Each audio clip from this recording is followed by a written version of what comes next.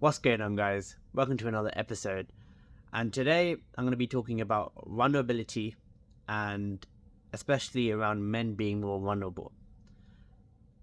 I often talk about this in my podcasts, and it's probably the main theme of the podcast, which is allowing men to be more vulnerable and allowing them to express things on their mind without suppressing it, without depressing it downwards, and allow them to actually instead express it. And with vulnerability, there's different caveats. A lot of men don't like being vulnerable in their relationships to other people because of the fear of being dismissed, of being laughed at, of being rejected. And I understand how that can manifest. It can happen. It happens all the time.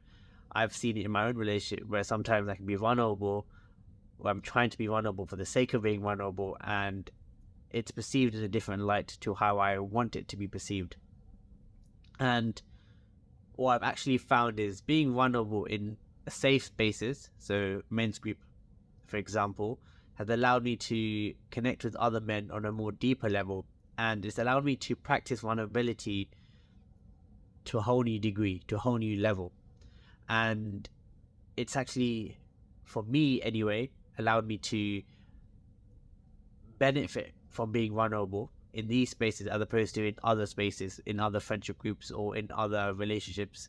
Now, I'm not saying you shouldn't be vulnerable at all, but sometimes being too vulnerable can often offer other people who are close to you, maybe they don't know how to respond, they don't know how to kind of manage your needs, and therefore sometimes it's easier to go into a safe space like a men's group where you can be open, where you can be vulnerable, and where the men there are there to help you, and essentially they help you meet your needs. So with vulnerability, I often say that as a people pleaser, it's often one of the best things you can do. And if you're a people pleaser, what that often can manifest as is that you're often someone who is shy, who's introverted, or you can be extroverted too, but often you're holding things back, you're not sharing what's on your mind, you're trying to please other people and meet their needs and conform to them, and in that process you're not really being true, you're not being authentic. And so by being vulnerable, what you're really doing is you're saying what's on your mind. You're practicing talking about your needs, saying what's really true to you, what's authentic to you.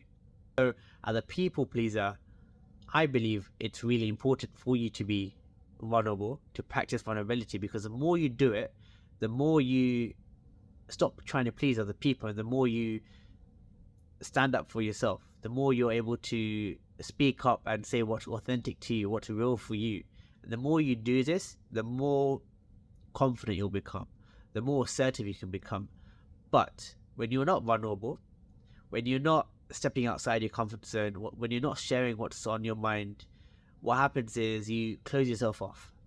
You start to pretend like everything's okay, and it's maybe not.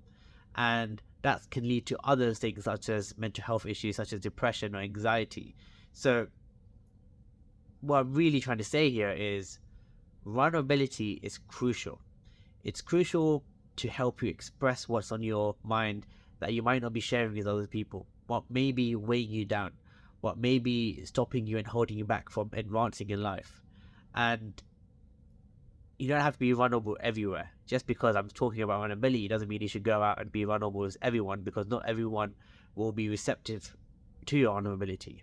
And so it's important for you to find a safe place. It could be talking to a therapist, a coach, a men's group, whatever it is. But as a man, I think it's important and vital for you to find that place where you can be vulnerable, because I can guarantee you, once it's off your chest and once it's met in a positive manner, and once you start to realize that actually you can be vulnerable and it's okay, and maybe the things that you're going through, the thoughts you're having, the fears you're having, the anxiety you're feeling is normal. It's often something that's felt by other men too. Once you can understand that, acknowledge and appreciate it, what you'll find is that it no longer weighs you down the way it did. You're able to progress forward, and you're able to feel more confident and step into your true power, your true confidence, your true authenticity.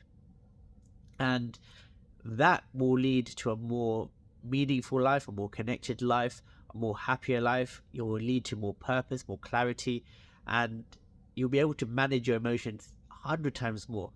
Men often talk about stoicism and the importance of being able to manage their emotions. And being able to manage your emotions is also being able to express them, feel them, understand them, acknowledge them, all of these things, and not just suppressing it all down. So this again doesn't mean that you should be vulnerable all the time. You should start crying, you should start being angry and express your emotions all the time. But what it means is you need to find that place where you feel safe to be vulnerable, and practice sharing what's on your mind, feeling your feelings, sharing your feelings, all of these things, because that process will lead you to become a better man. So essentially what I wanted to get across is find a safe place to be vulnerable, especially as a man, somewhere where you can connect with other people. And for me, from my personal experience and from talking to other men who have been vulnerable, a men's group is a great place for you to do that. Or you can talk to a therapist or coach to begin that journey. And prioritize it, especially if you're a people pleaser. And if you're a people pleaser, you might find that you do go to extremes just because you're not used to being vulnerable, and therefore you go to the extreme end of it where you go all out and you push yourself.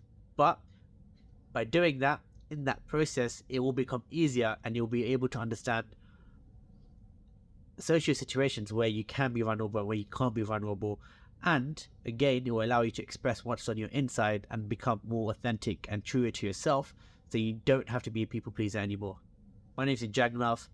I hope you've enjoyed this episode, and if you've got anything from it, or if you think anyone will benefit from it, make sure you share it and like it, comment, all of those things on YouTube. And on Spotify, you can download it, like it, and also share it with other people.